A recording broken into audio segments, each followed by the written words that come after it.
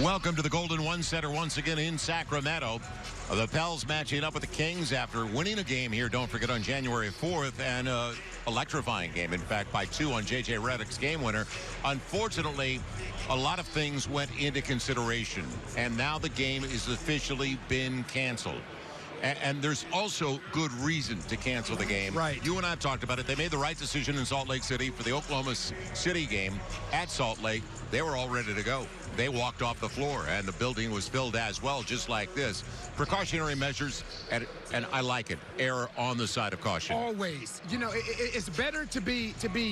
You know, you have to be proactive as opposed to being reactive. And this is a situation where, you know, this is a tough situation for all involved. And not only, you know, you continue to hear, don't feel sorry for the NBA players. Don't feel sorry for the officials. You feel sorry for the people whose livelihood is working these games. Right. The vendors, the ushers, the people who work the scoreboard. These are people's jobs. These are people's livelihoods. So, you know, it's unfortunate for all involved, but, you know, when you're speaking of health is the most important thing. Yeah, and we had documented it before that Rudy Gobert has tested positive for the coronavirus. So now you really have to be aware of everything that goes into setting up for an NBA game.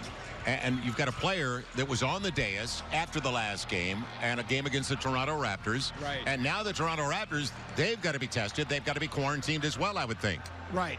And that's the thing. It takes one player to get it. Now you have to look at every person that he's come into contact with. So now the Utah Jazz, you would assume they have to be quarantined. They played the Toronto Raptors. Who knows? Do they have to be quarantined? You know, how long has Rudy Gobert had this virus? So it's a lot of things that come into play here.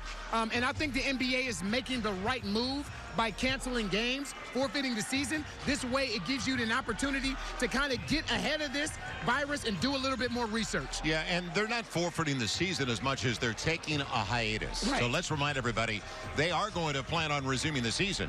Yet to be determined whether it's going to be a hiatus of a couple of weeks or even longer, but there's not an issue with postponing games, suspending play for at least a couple of weeks to make sure they get it right.